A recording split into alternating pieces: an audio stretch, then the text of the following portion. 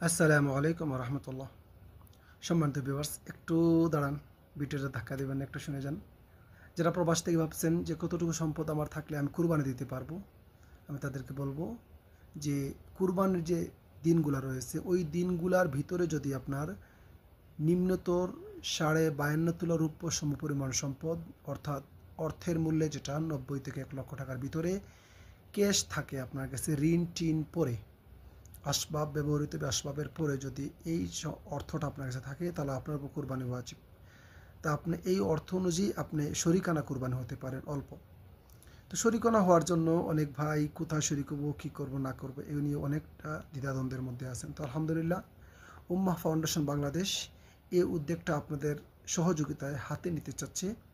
যদি আপনারা আপনাদের আমানত কুরবানি দিতে চান তাহলে ইনশাআল্লাহ আমাদের সাথে যোগাযোগ করবেন। তো আমরা আপনার আমানত কোথায় দিচ্ছি, কোথায় কিনছি, কত টাকা কিনছি, কোথায় দিচ্ছি, কীভাবে বন্টন করছি, সব কিছু ইনশাআল্লাহ আপনার কাছে ডকুমেন্টারি পেশ করা হবে।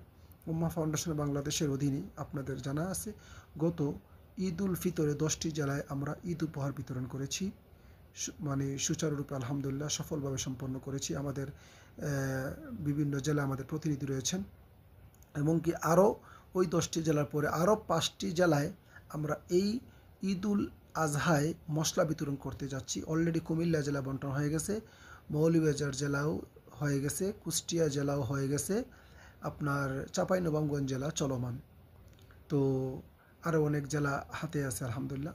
তো আপনারা যদি চান যে কুরবানির এই মহৎ কাজটা আপনি আমানতের সহিত করাতে চান, ইনশাআল্লাহ আমরা এই দায়িত্ব হাতে নিয়ে আপনার আমানত যথাযথ জায়গায় পৌঁছে দেওয়ার জন্য আপনার দায়িত্ব নিতে চাচ্ছি। যদি আপনি মনে করেন উম্মাহ ফাউন্ডেশন বাংলাদেশের মাধ্যমে কুরবানি দিবেন তাহলে অবশ্যই যোগাযোগ করবেন। ভিডিওটি মেহরবানি করে আগ্রহীদের কাছে পৌঁছে দেওয়ার জন্য একটু শেয়ার দিবেন। হয়তো আপনার প্রয়োজন হচ্ছে না, হয়তো আরেক ভাই প্রয়োজন হবে, তাই প্রত্যেকে ভিডিওটি মেহরবানি করে শেয়ার দিয়ে যাবেন। আসসালামু আলাইকুম ওয়া রাহমাতুল্লাহি ওয়া বারাকাতুহু।